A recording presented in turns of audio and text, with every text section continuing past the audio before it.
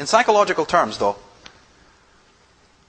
Pluto, Shiva, represents what is known in consciousness as the shadow self. Now, you see, in the schemata of the consciousness, we're out here. We're out here in the realm of persona, which is the word for mask. We're out here in the Hollywood drama. Right? The mask, the show of masks. And we become so identified with this extreme edge of consciousness, the fashions, what are we going to look like, appearances, and the whole 9 yards. Now, of course, a certain amount of persona we need. Otherwise, we'll be wide open to attack. You need the mask in order to conceal your real identity, to protect yourself and generally, and to operate in the world with other fellow human beings.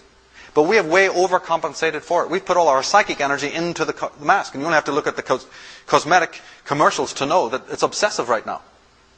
Behind that is the ego, the waking consciousness. And this little battery runs down every 12 hours or so, so you need to sleep. That's because it's finite and it's energy, and you need to sleep to restore its energy. When we wake up in the morning, we have a thing called ego consciousness, ego waking consciousness. But the ego is a strange kind of thing. As I said, it's kind of young and reckless and wild, as well as very domineering. And anything that your ego or you do not like about yourself, you repress. And the repressions of all the stuff that you despise about yourselves becomes what's known as the shadow personality.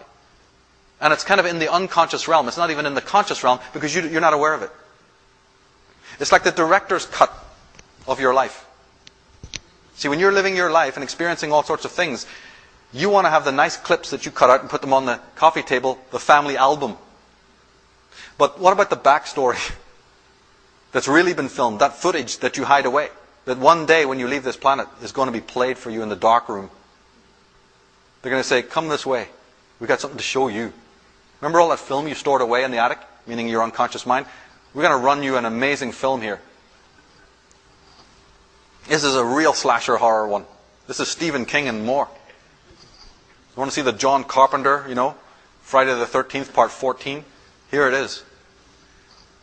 The shadow is the repressed stuff that we don't show to the world, and we even forget. Now, for those who find it hard to understand what repression is, it's forgetting something and then forgetting that you forgot about it. It's the skeletons in the closet. And again, it's a very necessary part of the human mind. We need it to survive. It's like the dumpster. You need to throw the trash out. But we've again overcompensated. We're doing it too much. And it causes enormous psychic problems. Carl Jung said that the shadow is a moral problem that challenges the whole ego personality. For no one can become conscious of the shadow without considerable moral effort. He's talking spiritually there. He's saying that for you to be integrated, you're going to need to integrate with your shadow, because those are aspects of yourself that you've thrown away. And you're not getting to the light. See, the self, the true person, is way back here. For the hell, you can forget about the self. We're into ego world. And the ego is doing itself a disservice by constantly denying aspects of its own self. Now, you know something? There was books left out of the Bible, and it's important to start finding out why. Jesus said in the Gospel of Thomas, this is one of the great Gnostic Gospels that was thrown away, when you see your likeness, you rejoice. But when you see your images which come into existence before you, which neither die nor are made manifest, how much will you bear? Now it's very flowery language, a different language, but can you see now what is being said here? When you see your likeness, you rejoice. Meaning when you're in the persona, and you're in the world of, oh, I play the fashion game and everybody then gives me acknowledgement and I give acknowledgement, you rejoice. But when you see the primordial images which come into existence before you, but these which are neither die or are made manifest, meaning the unconscious mind, how much then will you bear? It's an old story. And the teacher, remember, the threat. You know what the teacher does? He goes, project on me. I'm your come on, dump it on me. And we do. And the teacher's job is to take all of that. As Carlos Castaneda and other writers have shown. The teacher is he's the guy we're going to bury in the sand, as we've done so many times before. The shadow is very powerful. It is a moral problem. It destroys relationships, and it destroys the teacher relationship with the one who's receiving the teaching. Yeah, looking at who we are, that's all it's about. The only solution is to look at who we are. As Alexander Pope said, know then thyself. Presume not God to scan. The proper study of man is man. William Blake said, thine own humanity learn to adore. But Carl Jung put it this way. He said, look, people will do anything, no matter how absurd, to stop from facing their souls. Ever been outside recently? Ever turned on the TV recently? He's exactly right.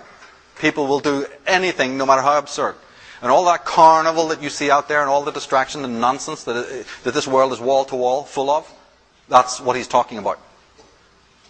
I must live in the Bahamas. I must live in a one-season world. I don't want to be looking at any of that stuff. Well, then okay. But then you've just condemned the world to horrors. You're just making a person in your life, your partner or your children, the victims, the slaves to your inability to face yourself. You're now having a person fill your void and your emptiness because you're not a whole person. And now you've enslaved that wife or that husband or that child or that animal or your workmates to your own form of tyranny. Yeah, you can't call the police on it and you'll never get the court over it to prove that it's there, but it's there. And basically, repression doesn't work. There's a thing known as the return of the repressed. You can only dump so much of it before the stench starts to, come back. And as Carl Jung said in a well-known statement, he said, when an inner situation is not made conscious, it appears outside of you as fate. Ha, ha, ha. Because there's a strange contract between the unconscious energy of our minds and the world, the energy that built the world. They conspire together, they're built out of the same stuff. So behind the back of the ego, the unconscious mind, the shadow, conspires with life, with material existence, to bring in front of you the very people, the very person, the very challenges, right? To help you integrate when you won't do it of your own free will. And we call that living. All the stuff that happens around us that we often describe as difficult challenges, that's what that is. We will refuse to do the homework, so then we're going to meet it in space and time. As the Greek said, your character is your fate.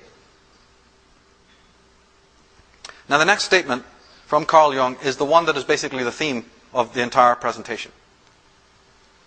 Very important statement, and it is the crux of all of the work that I do, and all of the work that I will continue to do in this field.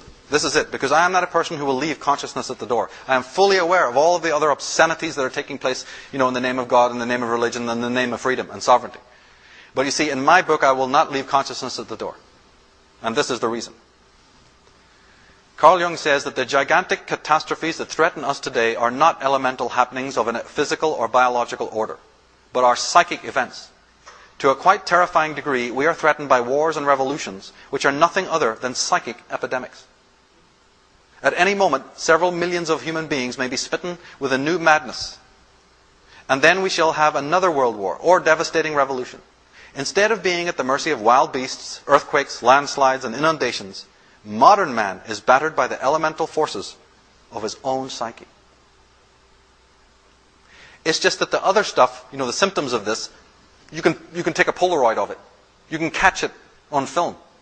And you can call physical police to handle it. But there is a far greater form of violence going on that we are still to educate ourselves in.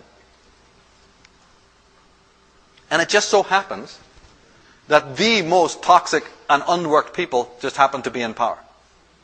So we've just diagnosed them. They just happen to be the ones most infected by the epidemic. And they're walking loose and hoping that you'll catch it too. But they're not what we first think that they are. They're not just mad politicians, whatever. These are people who have an epidemic.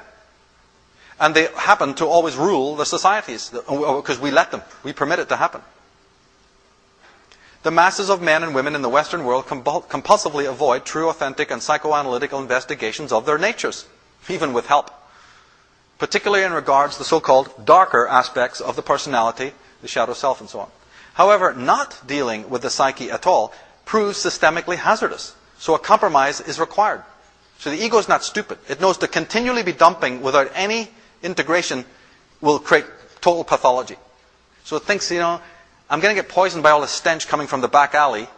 And, we want the house to look good in the front for the neighbors. But this stench is, creeping in. People going, is there something rotting around here? So it has to find a way of coming, doing some dumping, so to speak. So a compensation had to be found. And hence the proliferation of the New Age philosophy and movement, together with its many permutations. Riddled with ego-customized shams and gimmicks, the application of its methods serve, for the most part, to merely bolster the failing ego and its drives. You create inauthentic versions of cleansing, but might do a little topical spring cleaning without going too deep. It's called religion, or New Age movement.